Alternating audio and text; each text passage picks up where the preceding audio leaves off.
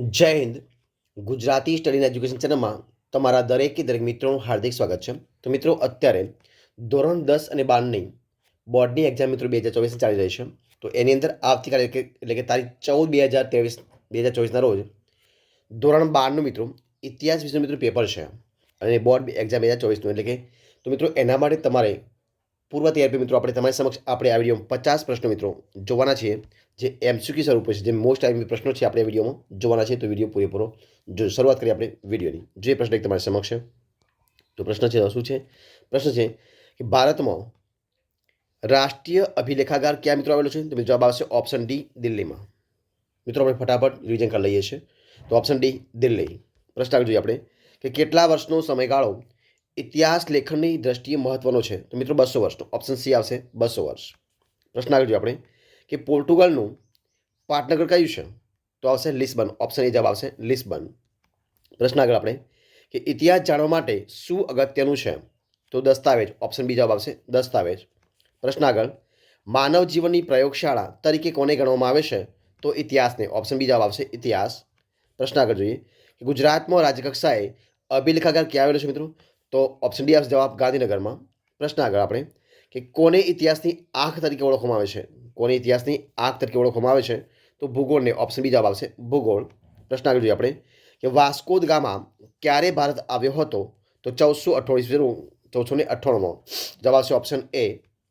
પ્રશ્ન આગળ મને કોઈ પણ રાષ્ટ્રની ભૂગોળ જણાવો, હું તેનો ઇતિહાસ જણાવી દઈશ, તે મિત્રો કોને કહ્યું હતું?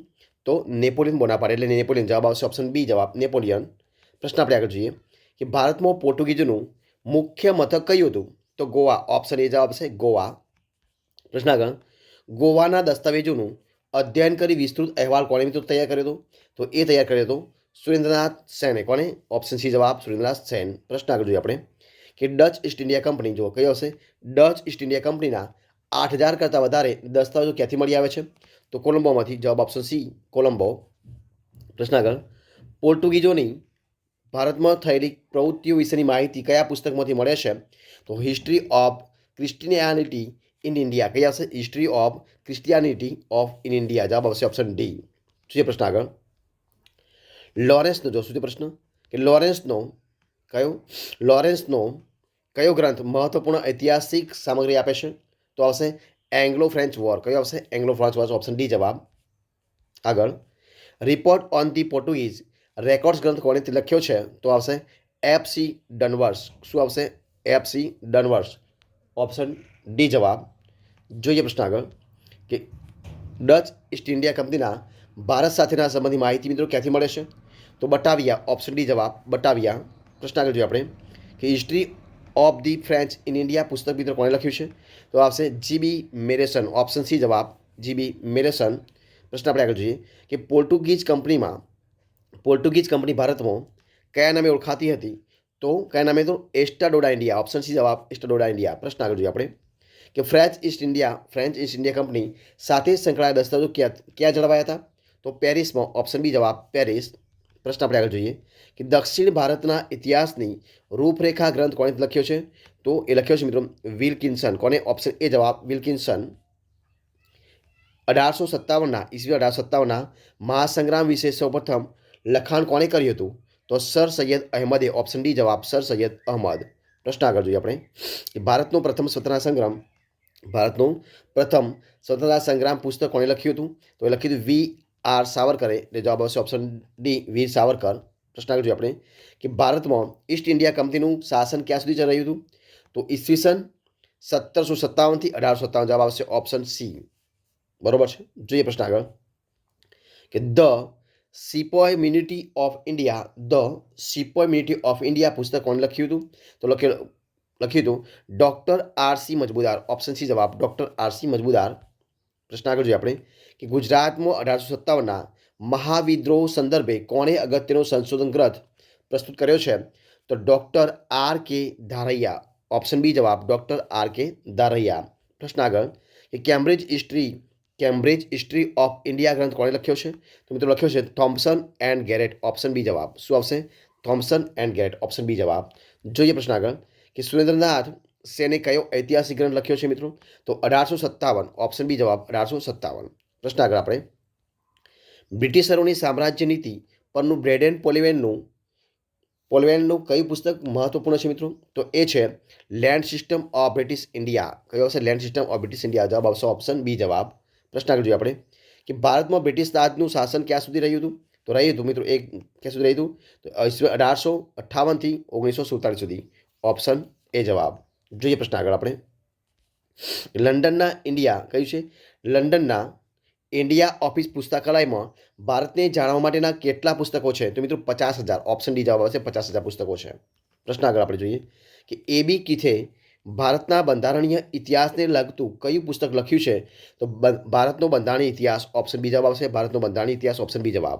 જોઈએ પ્રશ્ન આપણે આગળ કે કોના વડપણ હેઠળ ભારતનો ઇતિહાસ 12 ભાગોમાં પ્રકાશિત કરવામાં આવ્યો છે? તો ડૉક્ટર આરસી મજમુદાર. શું આવશે? ડૉક્ટર આરસી મજમુદાર. ઓપ્શન સી જવાબ. પ્રશ્ન આપણે આગળ જોઈએ કે મહાત્મા ગાંધીના વિચારો અને પત્રવ્યવહારો અંગે કયા ગ્રંથો પ્રકાશિત થયા છે? તો મિત્રો કયા થયા છે? તો ગાંધીજીનો અક્ષરદેહ. કયો આવશે? ઓપ્શન એ જવાબ ગાંધીજીનો અક્ષરદેહ. પ્રશ્ન આપણે આગળ જોઈએ કે સત્યના પ્રયોગો એ કોની આત્મકથા છે? તો મિત્રો મહાત્મા ગાંધીજી. ઓપ્શન એ જવાબ આવશે મહાત્મા ગાંધીજી.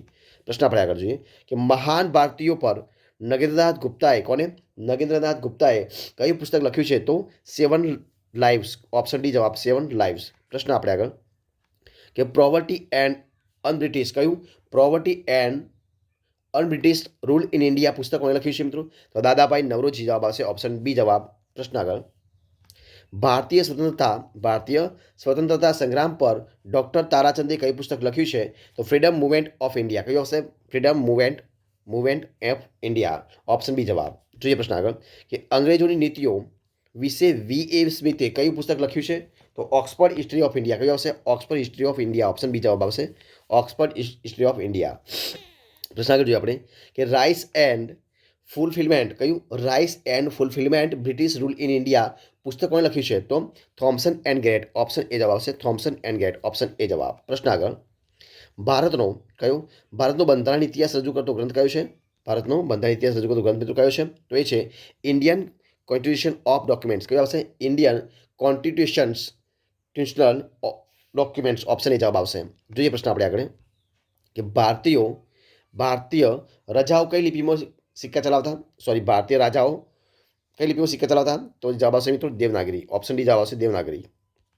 પ્રશ્ન આગળ રાજસ્થાન અને ગુજરાતના પ્રવાસ વર્ણનની નોંધો કયા પુસ્તકમાં લખાયેલી છે? તો ટ્રાવેલ્સ ઇન વેસ્ટ ઇન્ડિયા. શું આવશે? Travels in west India. Option C જવાબ. જોઈએ પ્રશ્ન આપણે આગળ કે ભારતમાં પત્રકારની શરૂઆત ક્યારે થઈ હતી? તો 1780માં. ઓપ્શન સી જવાબ આવશે ઈસવીસન 1780માં. પ્રશ્ન આગળ કે બ્રિટિશરોએ ભારતમાં પોતાની સિક્કા પદ્ધતિ ક્યારે મિત્રો અમલમાં લાવી હતી? તો એ લાવી હતી ઈસવીસન 1834માં. ક્યારે? 1834. જવાબ આવશે ઓપ્શન એ જવાબ. પ્રશ્ન આપણે આગળ જોઈએ કે કોના સિક્કા બોડિયા રાજાના સિક્કા કહેવાતા હતા? તો એડવર્ડ સાતના. કોના? એડવર્ડ સાતના. ઓપ્શન સી જવાબ. પ્રશ્ન આગળ કે ભારતમાં પત્રકારની શરૂઆત કોણે કરી હતી? તો મિત્રો એ કરી હતી જેમ્સ એ હિકીએ. કોણે? જેમ્સ એ હિકી. ઓપ્શન સી જવાબ. પ્રશ્ન આપણે આગળ જોઈએ કે તાજના શાસનની શરૂઆતમાં કોની છબીવાળા સિક્કા પ્રચલિત હતા? તો એ હતા મિત્રો રાણી વિક્ટોરિયાના. કોના હતા? રાણી વિક્ટોરિયાના. ઓપ્શન ડી જવાબ. જોઈએ પ્રશ્ન આપણે આગળ કે અડધી રાત્રે કયો છે પ્રશ્ન? અડધી રાત્રે આઝાદી જેવો મહત્વપૂર્ણ ગ્રંથ મિત્રો કોણે લખ્યો હતો? તો એ લખ્યો હતો લેપિન્સ અને કોલિયરે. કોને? લેપિન્સ અને કોલિયર. ઓપ્શન સી જવાબ આવશે લેપિન્સ અને કોલિયર. પ્રશ્ન આગળ આપણે કે કોના આક્રમણે મુગલ સામ્રાજ્યના પતનને ઝડપી બનાવ્યું હતું? તો નાદિર શાહ. ઓપ્શન સી જવાબ આવશે નાદિર શાહ. પ્રશ્ન આગળ અને આ વિડીયો છેલ્લો પ્રશ્ન કે કઈ સદીમાં ભારતના ઇતિહાસમાં અનેક મહાન પરિવર્તનો આવ્યા હતા? તો 18મી સદી. કઈ આવશે? 18મી સદી. જવાબ આવશે ઓપ્શન એ 18મી સદી. તો મિત્રો અહીંયા આપણે 50 પ્રશ્ન પૂરા કરીએ છીએ. નેક્સ્ટ વિડીયોમાં બીજા પ્રશ્ન 50 જોઈશું. જય હિન્દ, જય ભારત અને બધા મિત્રોને મારા તરફથી all the best of luck.